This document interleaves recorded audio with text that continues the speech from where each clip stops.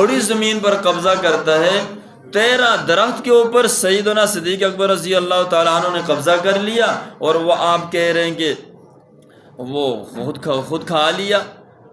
اب یہ مسئلہ پیش کس طرح آیا، یہ ذرا آپ توجہ سے سنیں گے۔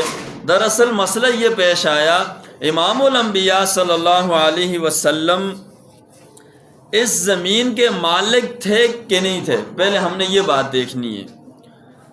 دراصل یہ بات تو آپ نے سن لی، آپ علیہ الصلوۃ والسلام مدینہ تشریف لائے، نہ کوئی جائیداد ساتھ لے کر آئے، نہ مدینہ طیبہ میں رہ کر آپ نے کوئی جائیداد بنائی۔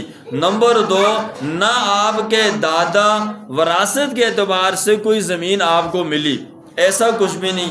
اب جو زمینیں مسلمانوں کے پاس آتی ہیں، سورہ حشر کے اندر 28ویں سپارے میں موجود ہے، ما افاء اللہ علی رسولی، یعنی وہ مال جو بغیر جنگ کے مسلمانوں کو مل جائے اس کو مال فے کہتے ہیں۔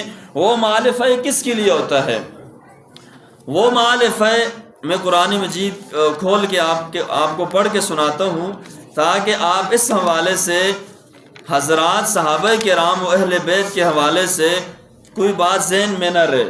ما افاء اللہ علی رسولہ، جو اللہ رب العزت نے رسول کو مال دیا ہے، من اہل القرآن